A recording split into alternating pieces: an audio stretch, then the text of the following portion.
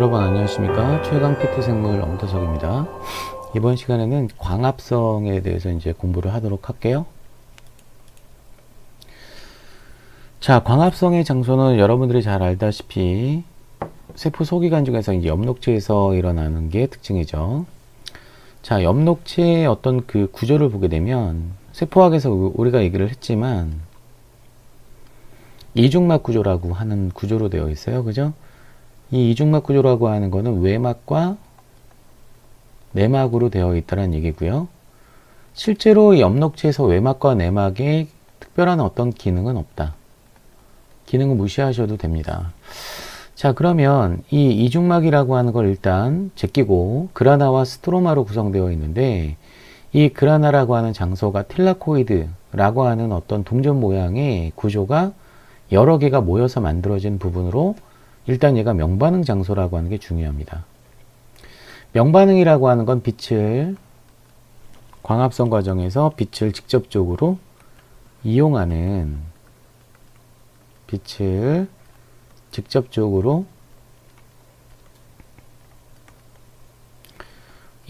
일종의 이제 반응을 우리가 이제 명반응이라고 얘기를 하는데, 소위 이제 빛 에너지를 이용해서 암반응에 필요한 어떤 에너지인 ATP라고 하는 화학 에너지와 그 다음에 수소원을 여기서 공급을 해주죠. 그 수소원을 우리는 NADPH라고 얘기를 합니다. NADPH의 형태로 공급이 되는데, 소위 이제 이 명반응이라고 하는 장소에서 이런 어떤 에너지와 물질이 만들어진다라고 우리가 얘기를 하는 거죠. 자, 그러면 이제 스트로마에서는 당연히 암반응이 일어나는 장소인데요. 이 암반응이라고 하는 거는 명반응 산물을 이용해서 CO2를 고정시켜요. 자, CO2를 고정시켜서 포도당과 같은 당 성분을 만들어주는 게 특징이라는 얘기죠. 그 과정에서 ATP와 NADPH가 소모가 됩니다. 아시겠죠? 그죠? 그래서 반드시 명반응이 일어나고 나서 암반응이 진행이 될 수밖에 없다는 얘기예요. 그래서 이 두 반응은 선후관계가 있습니다. 그래서 명반응이라고 하는 게 이제 먼저 일어나는 반응이고요. 그 다음에 암반응은 상대적으로 이제 나중에 진행되는 반응인데, 이게 이제 그냥 명반응에서 암반응으로 달랑 끝나는 게 아니고, 암반응이 또 있어야지만 명반응이 일어날 수 있다는 얘기예요. 또 이 말은 암반응에서 만들어진 물질이 다시 명반응으로 들어가서 또 반응물로 작용할 수 있다는 얘기가 되겠죠. 자, 또 하나의 중요한 특징 중에 하나는 뭐냐면, 엽록체와 미토콘드리아 같은 경우는 자체적인 효소를 만들 수 있어요. 왜냐면 리보솜이 있기 때문에. 그 다음에 자체적인 환영 DNA와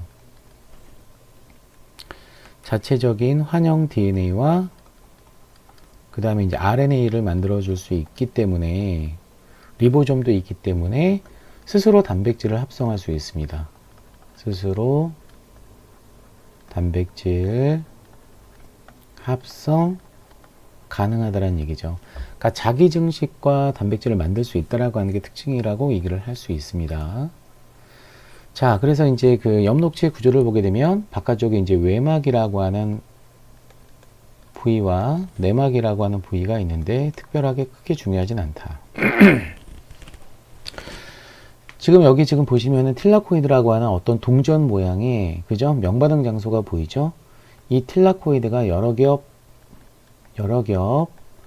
쌓였을 때 만들어주는 어떤 구조물을 우리는 그라늄, 이 그라늄이 복수로 존재를 하고 있을 때 여러 개가 이제 존재를 하죠. 이런 묶음이 여러 개가 존재를 하고 있어요. 그죠? 이런 어떤 여러 개의 복수를 우리는 그라나라고 얘기를 하는 거죠. 그라나. 그 다음에 이제 엽록체 기제를 우리가 이제 스트로마라고 얘기를 한다는 얘기예요. 방금 전에 얘기했지만 스트로마에서는 암 반응이 진행이 되고 그라나에서는 명반응이 진행이 된다는 얘기예요. 여러분들이 그 달에 최초로 착륙한 미국의 우주과학자를 누구라고 하시는지 아시죠? 닐 암스트롱, 그죠? 닐 암스트롱, 암스트로마 이렇게 외워도 되는 거죠. 루이 암스트롱 아니에요? 루이 암스트롱은 재즈 가수입니다. 재즈 가수. 자, 이렇게 이런 그라나와 그라나를 연결시키는 일종의 이제 구조를 우리가 라멜라 구조라고 얘기해요. 라멜라 구조. 라멜라 구조. 자, 이런 식으로 이제 엽록체 구조가 존재를 하고 있는 상태고, 이 엽록체에 존재하고 있는 어떤 그 광합성 색소는 어디에 존재를 하고 있냐면 틸라코이드 막에 존재를 합니다.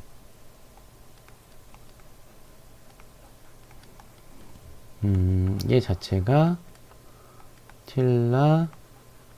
틸라코이드 막에 존재를 하고 있습니다. 자, 우리가 이제 이 전 단계에 보게 되면은 이 틸라코이드라고 하는 이 구조가 지금 보이실 텐데, 이 틸라코이드의 요런 데가 지금 막 구조예요. 그죠? 그래서 요 이제 틸라코이드 막이라고 하는 장소에서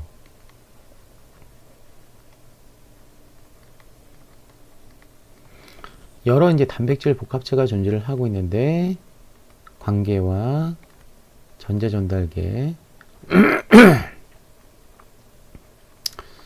그 다음에 뭐가 있냐면 ATP 신타제라고 하는 ATP 합성 효소가 요 막에 다 존재를 하고 있습니다.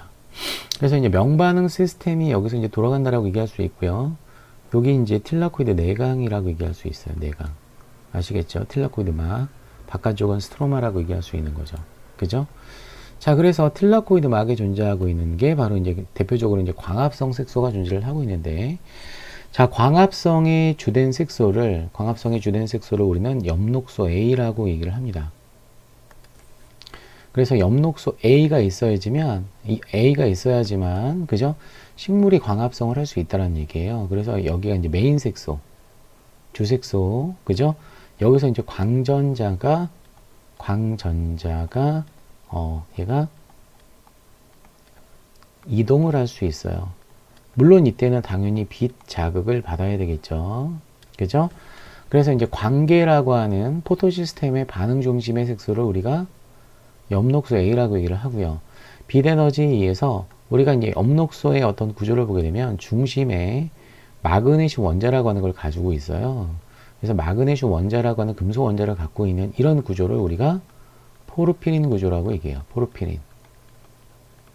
포르피린 구조라고 얘기합니다. 그죠? 그래서 이제 포르피린 구조는 이제 우리가 이제 이 구조에서 지금 나오고 있는데요. 그죠? 잠시 포르피린 구조에 대해서 잠깐 정리를 하면,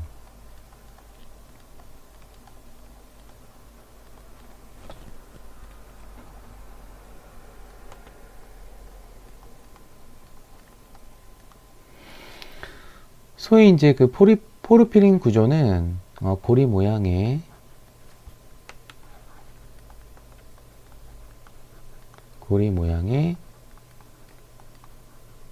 탄소 화합물로서 자, 중심에 메탈 금속, 즉 금속 원자를 함유하고 있다라고 하는 게 특징입니다. 이 금속 원자가 빛을 받았을 때에는, 그죠? 특정 광택을 띠게 됩니다. 아시겠죠? 그죠? 그래서 이제 이런 걸 우리가 이제 포르피린 구조 혹은 햄 구조라고 얘기를 해요. 햄 구조. 그래서 여러분들이 많이 들어봤을 텐데, 일단은 지금 광합성 파트니까 엽록소가 포르피린 구조거든요. 이 엽록소에는 뭘 갖고 있냐면 마그네슘을 갖고 있습니다.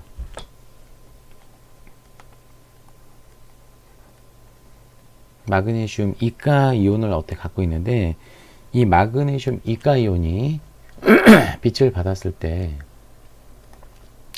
우리가 흔히 볼 수 있는 식물의 어떤 녹색을 느낄 수 있는 거고요. 그죠? 그 다음에 이제 헤모글로빈,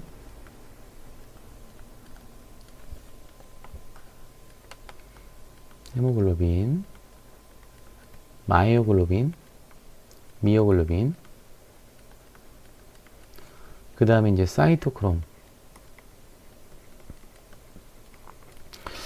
헤모글로빈은 그 산소 운반 단백질이죠. 그죠? 미오글로빈은 산소 저장 단백질 근육에 있는 거고, 얘는 혈액에 있는 거고, 시토크롬은 미토콘드리아나 엽록체 막에 존재하고 있는 전자전달 복합체거든요. 얘네는 공통적으로 어떤 이온을 갖고 있냐면 철 이온을 갖습니다. 철이 이제 전자 두 개를 버린 상태에서 플러스 이가 이온이 되게 되면은 얘가 이제 적색을 띠게 돼요. 적색을 띠게 되고, 자, 세 번째는 헤모시아닌이라고 하는 게 있어요. 뭐 기억 나온 거니까 한번 정리를 한번 해보면, 여기 이제 광합성 색소고요. 그죠? 헤모글로빈과 같은 이런 프로필린 구조는 O2 음반 단백질. 그죠? 얘는 이제 4차 구조죠. 미오글로빈, 마이오글로빈과 같은 친구는 산소 저장 단백질이라고 얘기를 해요. 요거는 여러분 3차 구조예요. 그 다음에 이제 사이토크롬이라고 하는 뭐 사이토크롬 복합체, B6F 복합체. 얘는 전자 운반체 단백질이라고 얘기를 하죠.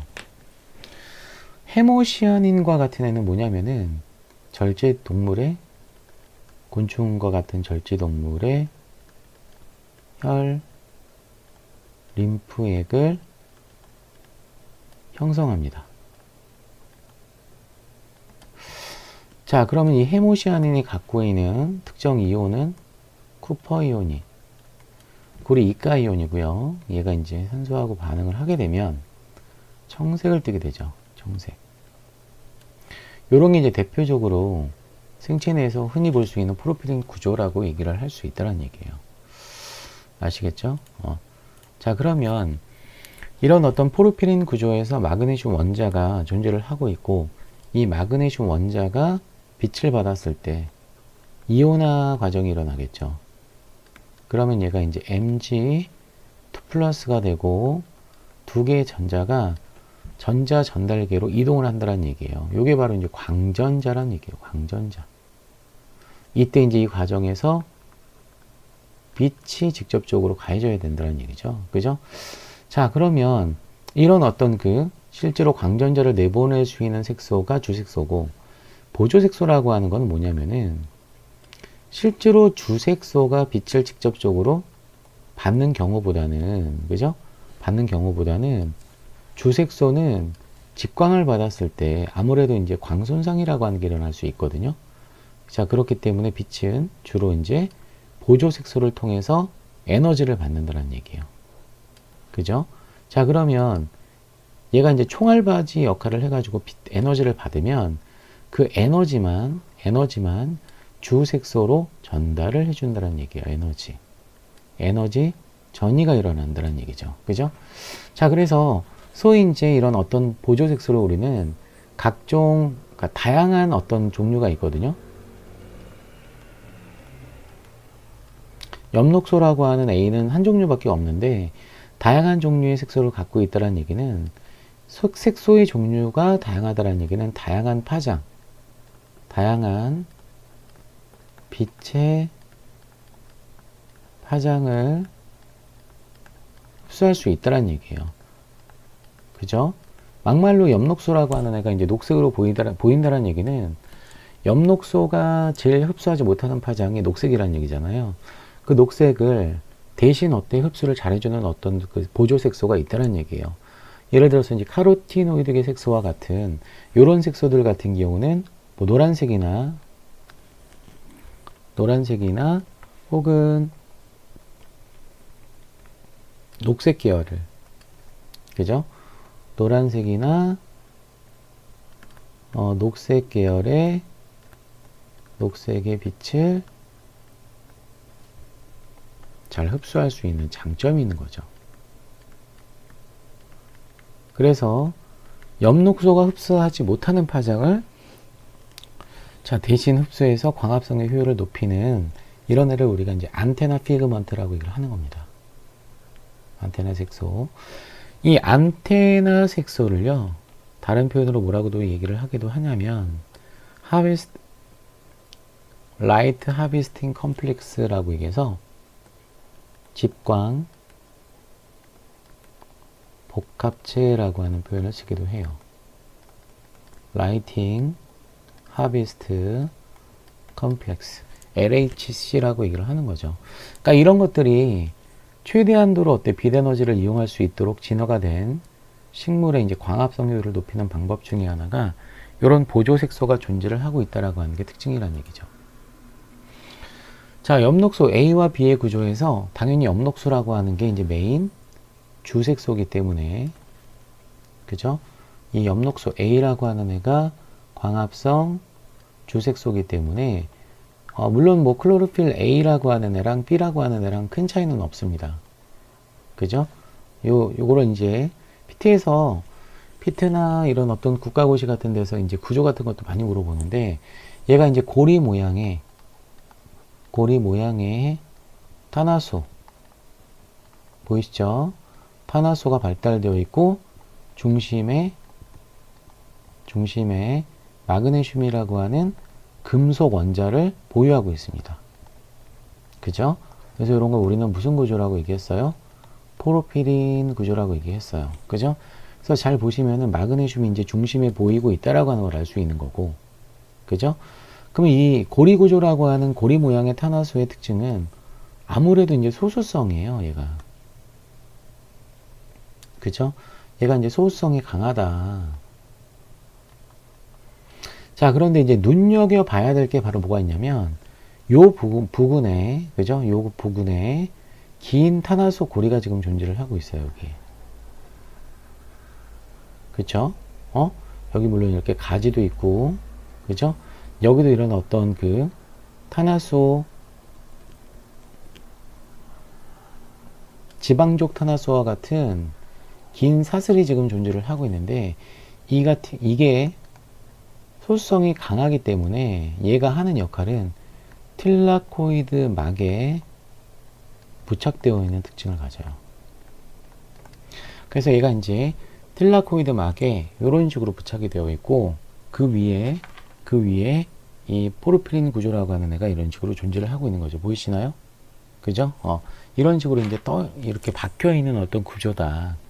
특징이라고 한다면, 차이라고 한다면, 클로로필 A라고 하는 엽록소 A와 엽록소 B의 차이가 지금 여기 탄소에 존재하고 있는 요 탄소에, 그죠? 요 탄소에 여기는 메틸기를 갖고 있고요. 그 다음에 엽록소 B에는 알데히드기를 갖고 있다라고 하는 게 특징이에요. 카르보닐기가 있다는 얘기죠. 메틸기는 비극성이고요. 이 자체가 알데히드기는 극성이에요. 그래서 전체적인 구조는 거의 뭐 엽록소 A나 B나 소수성이 굉장히 강하지만 그 중에서 그래도 소수성이 더 강한 거는 당연히 엽록소 A가 더 강하다라고 얘기할 수 있는 거죠. 이 구조에 대해서 이제 물어본 문제가 이제 햄 구조, 시토크롬 C하고 엽록소 A를 PT에서 많이 물어봤거든요. 작년도가 재작년도가 문제 나왔기 때문에 이 구조도 여러분들이 반드시 좀 유념해서 이 구조를 그리라고 하는 문제는 없으니까 이 차이만 좀 알아두실 필요가 있다는 얘기예요. 얘가 엽록소구나, 시토크롬이구나, 이런 구조에 대한 어떤 차이를 좀 아실 필요가 있다는 얘기죠. 자, 그러면 이제 명반응은 틸라코이드 막에서 일어나는 빛이 직접적으로 이용하는 반응이고, 그죠? 특징을 보게 되면 비대너지를 흡수하여, 안반응에 필요한 에너지와 물질을 생성해주는 특징을 갖습니다. 자, 에너지는 당연히 ATP가 되겠죠. 그죠? 그 다음에 이제 물질이라고 하는 거는 NADPH가 되겠죠. 그러면 이 NADPH라고 하는 애는 NADP 플러스라고 하는 탈수소 효소가 주변의 수소 이온과 그 다음에 광전자인 전자 두 개랑 결합을 해가지고 만들어진 겁니다. 그러면 당연히 이제 이 광전자가 얘랑 반응을 할 수 있었다라는 얘기는 당연히 이때 이제 빛이 가해져야지만 가능하다라는 얘기예요. 그래야지만 엽록소에서 나갈 수 있기 때문에. 그리고 이제 ATP가 만들어지는 것도 빛이 필요하기 때문에 빛에너지를 이용해서 ATP를 만들기 때문에 요거를 우리는 뭐라고 얘기하냐면 광인산화라고 라고 얘기를 하는 거죠. 광인산화. ADP가 ATP로 되기 위해서 인산기가 붙는 인산화 과정이 필요하죠. 그 인산화가 뭐 세포호흡에서는 산화적 인산화 이렇게 얘기했는데 이때는 그 원인이 빛이기 때문에 빛에 의한 ATP 합성을 광인산화 과정이라고 얘기를 합니다. 자, 그러면 일단 우리가 이제 관계라고 하는 게 있습니다. 명반응에서. 관계라고 하는 거는 말 그대로 이 명반응이 시작되는 장소다라고 보시면 되는데 그 관계라고 하는데 반응 중심 색소가 엽록소 A라고 하는 거 까먹지 마세요. 그죠? 자, 그래서 이제 엽록소 A가 반응 중심을 이루면 주변에 이제 보조 색소와 함께 집광복합체라고 하는 안테나 색소를 형성을 하고요. 반응을 보게 되면은 물의 광분해 과정과 광인산화 반응이 일어난다는 얘기예요. 자, ATP의 어떤 생성을 광인산화라고 얘기했었죠. 근데 이제 물이라고 하는 애가 이제 광분해가 된다는 얘기는 실제로 관계에서 전자가 나가기 위해서 관계에서 전자가 이동을 하기 위해서는 전자가 나갔기 때문에 얘는 산화가 돼야 돼요. 그쵸? 자, 그러면 계속적으로 관계에서 전자가 나가기 위해서는 전자가 추가적으로 공급이 돼야 되겠죠. 그죠? 그때 이제 물이 관여를 한다는 얘기예요. 물이 갖고 있는 전자를 얘한테 전달을 해준다는 얘기죠. 그럼 물은 산화가 되고 관계는 다시 뭐가 될 수 있어요? 환원이 될 수 있다는 얘기예요. 이 과정에서 수소이온 2개와 반분자의 산소가 발생을 한다는 얘기고 이때 만들어진 이 산소가 기공을 통해서 기공으로 배출이 되고요. 기공으로 배출된 산소는 다른 생물의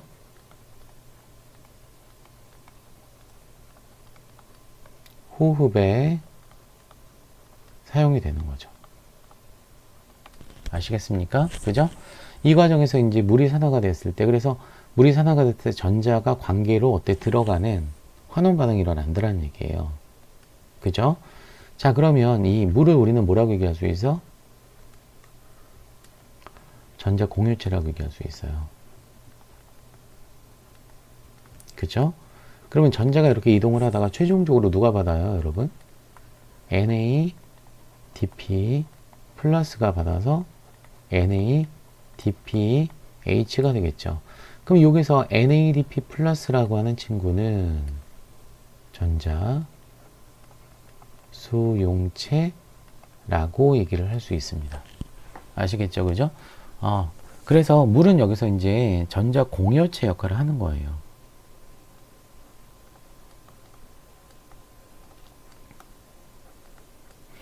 그래서 반응물은 이런 애들이 이제 관여를 하고요. 이 과정에서 이제 생성물은 ATP와 아까도 얘기했지만 NADPH라고 하는 요 물질이 만들어지고 이 NADP 플러스가 전자 수용체로 작용을 한다. 다만 이제 산소는 직접적으로 광합성 과정에서 쓰진 않고요. 그죠? 얘는 아까 얘기했지만 이 식물의 호흡이나 다른 생물의 호흡에 다른 대사에 사용하는 기체다 라고 얘기할 수 있는 거죠. 자, 그래서 이제 광합성 과정에서 이제 명반응 회로를 잠깐 보게 되면은 일단 이제 관계가 이제 2개가 존재를 하고 있는데요. 그죠? 관계가 2개가 존재를 하고 있는데 자, P680이라고 하는 게 680 나노미터의 빛을 잘 흡수하는 엽록소 A예요, 이게. P700도 엽록소 A예요. 700 나노미터의 빛을 잘 흡수할 수 있는 엽록소 A가 여기 이제 P700이고 P680, 즉 최적 파장이 다르죠. 그죠? 그래서 여기에 관계를 2, 여기에 관계를 1이라고 얘기를 합니다. 그래서 여기를 이제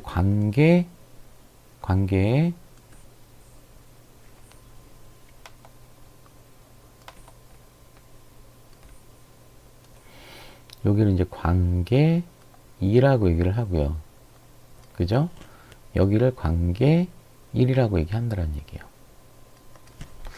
자, 그러면 빛을 받았을 때, 가시광선의 빛을 받았을 때 그 빛을 이런 안테나 색소가 먼저 받아서 에너지를 전달해 준다는 얘기죠. 이렇게 지그재그로 뭐 어쨌거나 높은 데서 낮은 쪽으로 에너지는 가니까, 그죠?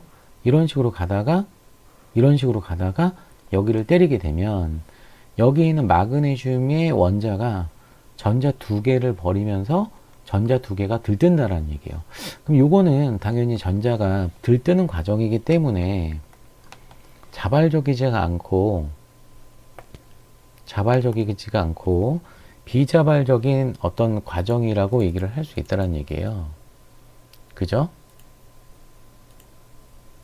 자, 여기가 이제 비자발적인 반응이다. 그죠? 왜냐면 불안정해지기 때문에. 그래서 보통 이렇게 P680 이렇게 꽃표가 나온 거는 전자가 나갔기 때문에 산화가 됐다는 얘기예요. 자, 그러면 들뜬 전자, 고에너지 전자가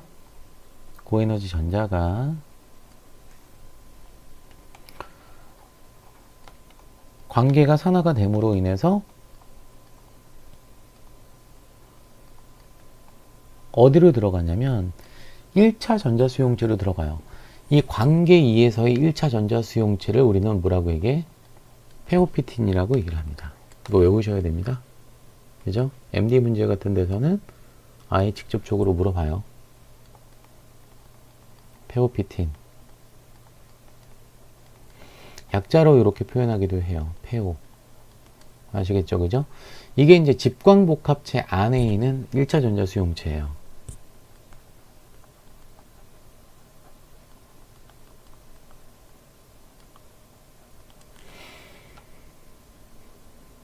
잠깐 보시게 되면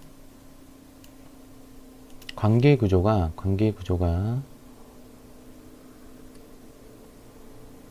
저는 이게 구명조끼 같은 느낌이 들거든요. 뭐 개론책 같은 데 보게 되면 이런 식으로 나와 있습니다.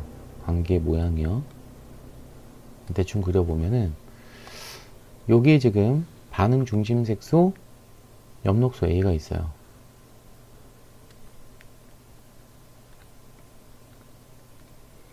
반응 중심 색소를 리액션 센터라고 해서 RC라고 할게요.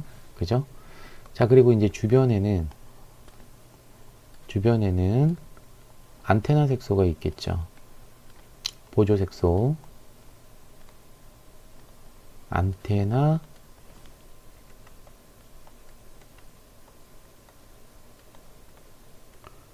요게 이제 LHC가 되겠죠. 그죠? 자, 그러면 요게 이제 뭐가 있냐면 1차 전자수용체가 있어요.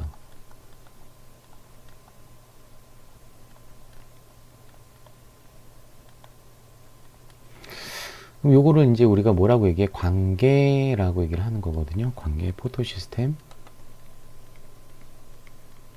관계. 자, 그러면 이제 빛이 오게 되죠. 빛이 이렇게 가해지게 되면 빛이 에너지가 이렇게 전달이 되겠죠. 그죠? 그럼 얘가 엽록소 A를 딱 때린다는 얘기예요. 엽록소 A를 때리게 되면 여기서 마그네슘이 산화가 되면서 이가이온이 되고 전자 두 개가 어때요? 1차 전자 수용체로 들어가는데 포토시스템 2에서의 1차 전자 수용체는 페오피틴이고 관계 1에서의 1차 전자 수용체는 엽록소 A0라고 얘기를 해요. 엽록소 A0라고 얘기를 한다 이거예요. 그죠? 자, 그래서 이제 1차 전자 수용체 이제 페오피틴으로 들어가면 퀴논 복합체를 그죠? 특별한 어떤 퀴논, 플라스토 퀴논, 그죠? 그러니까 이거를 전체적으로 이제 PQ라고 합시다. 플라스토 퀴논. 그죠? 어쨌거나 이제 퀴논이라고 하는 요 성분은 유비퀴논이나 플라스토 퀴논이나 그죠? 지질 성분이에요. 그래서 얘는 막 안쪽에 존재를 합니다. 그런 상태에서 이제 고에너지 전자가 퀴논을 거쳐서 시토크롬 복합체로 얘를 B6F 복합체라고 얘기를 하거든요. 어쨌거나 이제 시토크롬 복합체로 떨어지고요. 그 다음에 이제 플라스토시아닌 쪽으로 떨어집니다. 이 과정에서 고에너지 전자가 저에너지 전자 준위로 낮아지는 특징을 가져요.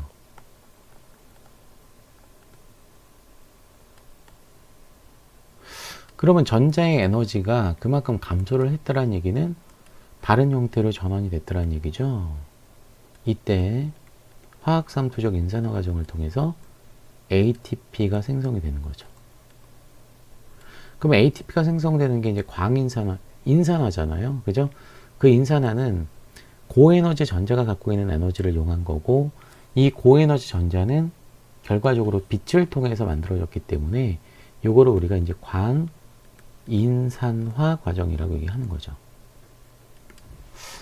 자, 그러면 이제 바닥 상태의 전자는 P700으로 들어가서 P700을 환원시킵니다. 그죠? 물론 P700도 빛을 받기 때문에 안테나 색소가 전달 이렇게 하다가 결국 얘를 때리겠죠.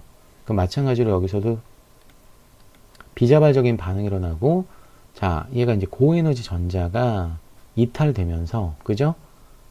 P700이라고 하는 관계일이 또 산화가 된다는 얘기예요. 자, 그러면 이제 여기서도 이제 고에너지 전자가 만들어진 건데, 그 고에너지 전자가 철황 복합체를 통해서 얘가 페레독신으로 이동합니다. 페레독신. 이 페레독신에서 전자는 NADP 플러스 환원 요소에 의해서 NADP 플러스와 주변에 있는 수소 이온과, 그죠? 그 다음에 고에너지 전자가 결합을 해요. 그래서 이 고에너지 전자의 최종 전자 수용체가 탈수소 조효소에 해당하는 NADP 플러스라는 얘기고, 그 과정에서 얘가 환원이 됐을 때 만들어지는 물질이 바로 NADPH라는 얘기죠. 요게 이제 암반응으로 이동을 한다는 얘기예요.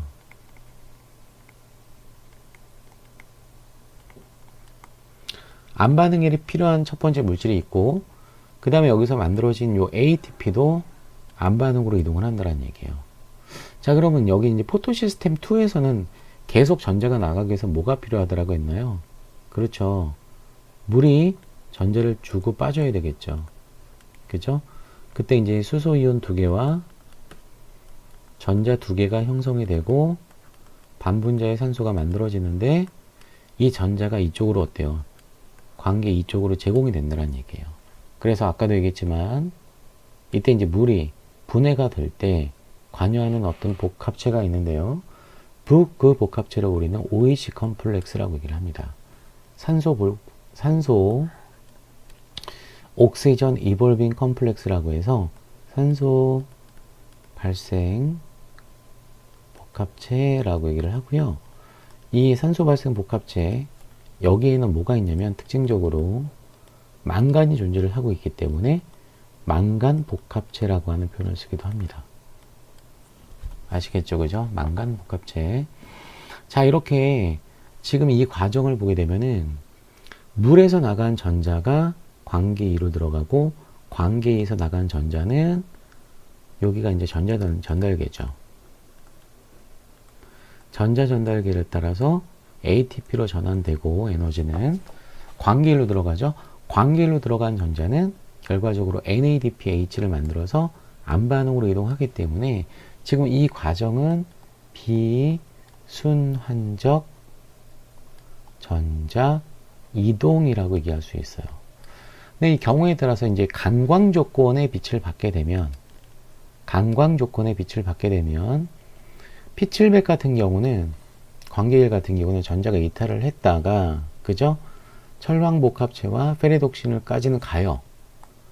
여기까지는 가는데, 간광 조건에서는 당연히 여러분들이 생각해 봐야 될 게 명반응 속도가 암반응 속도보다 빠르거든요. 그럼 명반응에서 만들어지는 NADPH가 암반응에서 만들어지는 NADP 플러스보다 더 많거든요. 근데 얘가 최종 전자 수용체이기 때문에 이게 부족하게 되는 현상이 생겨요. 얘가 부족하게 되면 더 이상 명반응은 진행이 될 수 없기 때문에 페리독신까지 간 전자가 경로를 바꿔서 우회를 합니다. 그래서 어디로 떨어지냐면 퀴논과 시토크롬 복합체 사이로 떨어지면서 여기서 또 ATP가 만들어질 수가 있어요. 자, 그러면 어떻게 되냐면 광기일에서 나간 전자가 페리독신까지 갔다가 얘가 안반응으로 가지 못하고 다시 전자전달계 쪽으로 떨어지면서 플라스토 시아늄을 거쳐서 P700으로 다시 들어가죠. 요거를 우리는 뭐라고 얘기해? 순환적 전자이동이라고 얘기를 해요. 그래서 순환적 전자이동에는 ATP만 만들어지는 게 특징이에요. 비순환적 전자이동은 ATP도 만들어지고 NADPH도 만들어지고 산소도 만들어지고 그죠? 이런 어떤 여러 가지가 만들어지는 것 반면에 비순환적 전자이동은 이런 게 좀 특징이다라고 얘기할 수 있습니다. 자, 오늘은 여기까지 하도록 하고요. 다음 시간에 이거에 대해서 마저 정리를 하고 실제로 틸라코이드 막에서 어떤 식으로 돌아가는지 다시 한번 그 구조에 대해서 한번 얘기를 하도록 하겠습니다. 다음 시간에 뵙죠. 감사합니다.